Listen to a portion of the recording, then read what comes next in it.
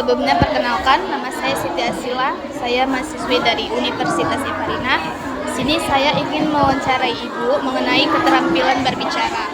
Sebelumnya bolehkah Ibu perkenalkan nama? Nurmaina Saraju. Ibu dengan wali kelas. Iya, kelas 6. Baik, langsung saja ya Bu.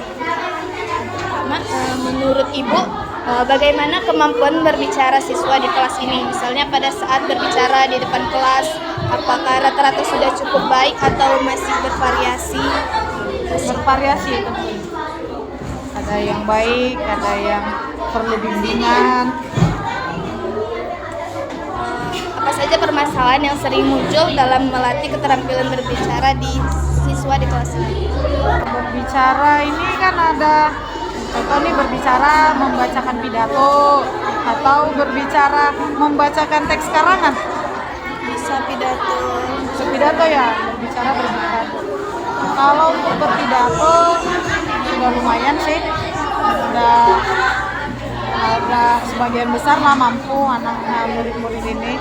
Kurangnya mungkin kalau mereka menggunakan kosakata itu tadi ya, kan kosakata kita dengan anak-anak beda, bahasa kita dengan mereka juga beda, cara penyampaian mereka itu yang masih kurang bimbingan.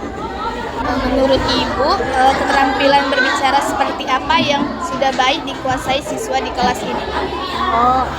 Kalau masalah keterampilannya itu mereka sudah mampu.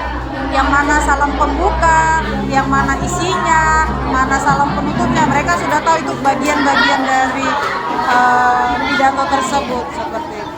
Jika disuruh untuk bercerita di depan kelas, untuk bercerita apapun itu, bagaimana respon atau sikap mereka? Apakah ada yang senang atau bagaimana?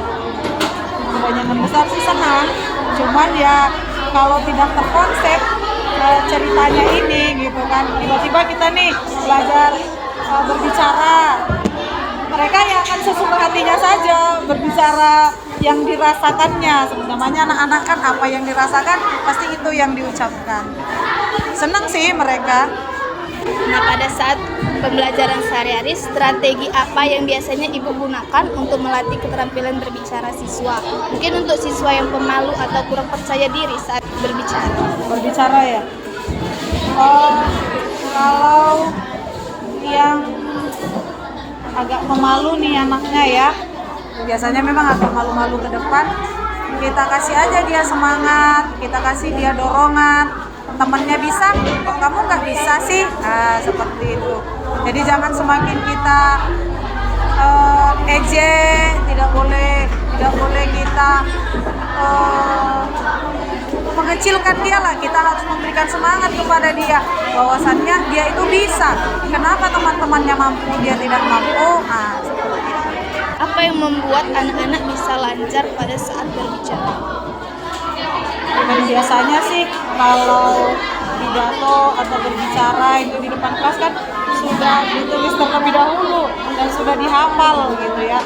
Biasanya kalau SD itu ada ditulis dulu nih pidatonya untuk dibacakan. Mereka akan menghafal sesuai dengan yang mereka tuliskan itu.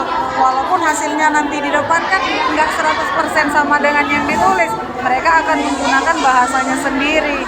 Tapi sebelumnya sudah dikonsep lah di bukunya. Media atau metode pembelajaran apa yang biasanya Ibu gunakan untuk membantu siswa meningkatkan keterampilan berbicara? Media atau metode ya? Kalau medianya sih kita menggunakan naskah pidato biasanya kan. Naskah pidato yang dibagikan kepada mereka atau ditulis mereka sendiri, kemudian mereka bacakan di kelas, atau juga mereka bisa jadi pada saat dapat materi mereka untuk menulis pengalaman, mereka menulis dan membacakannya di depan kelas. Menurut Ibu, faktor apa yang paling mempengaruhi keterampilan berbicara siswa, misalnya lingkungan keluarga atau motivasi belajar? Nah, itu saling berkaitan lah, dengan dari lingkungan keluarga juga perlu ada dukungan, motivasi juga, fasilitas yang diterima di sekolah juga itu saling mendukung. Yes, itu aja Bu. Saya pertanyakan, saya meminta rekomendasi dua siswa, yang satu kurang lancar berbicara dan yang satu lancar berbicara. Perkenalkan, nama kakak Siti Asila. Nama kamu siapa? Kosmo. Iya.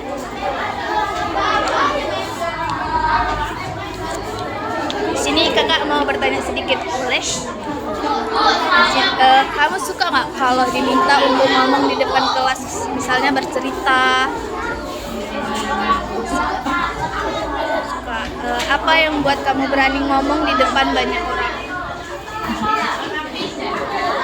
Yang bikin berani. Iya, atau menurutmu berbicara di depan kelas itu mudah atau sulit?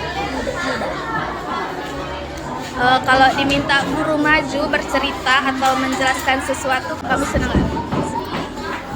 Ada nggak biasanya kamu ngerasa gugup atau kurang percaya diri? Atau merasa grogi gitu? Siapa yang sering kasih kamu semangat supaya berani ngomong? Saya Dan kawan-kawan. kawan-kawan. Kan itu aja dari kakak. Terima kasih. Sebelumnya perkenalkan, nama kakak Siti Asila. Nama kamu siapa?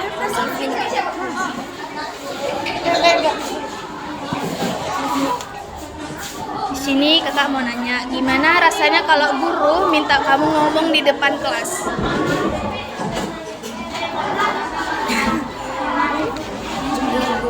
Gugup atau grogi gitu? Grogi. Grogi.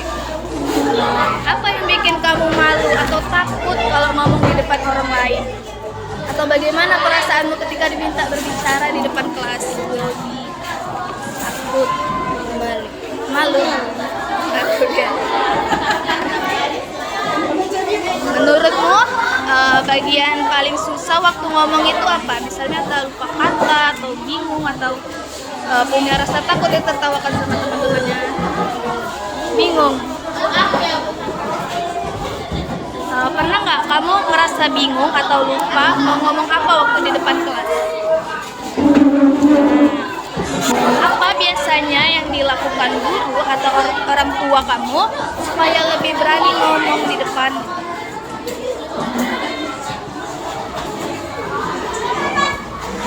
Apa yang biasanya Ibu?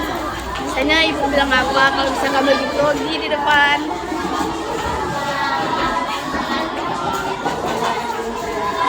Iya, berani kasih semangat, ya kan? Kamu pengen nggak jadi lebih berani ngomong di depan banyak orang? Kalau kamu boleh pilih kegiatan apa yang bisa bikin kamu lebih lancar ngomong, misalnya main peran atau bercerita, mungkin latihan cakap dengan teman. Oke, terima kasih. Baik, selamat siang Ibu. Selamat siang. Perkenalkan, nama saya Siti Asila. Saya mahasiswi dari Universitas Saparina. Di sini saya ingin mewawancarai Ibu. Apakah Ibu bersedia? Bersedia. Dengan Ibu siapa? Saya orang tua dari Alvino. Nama saya Ibu Ririn.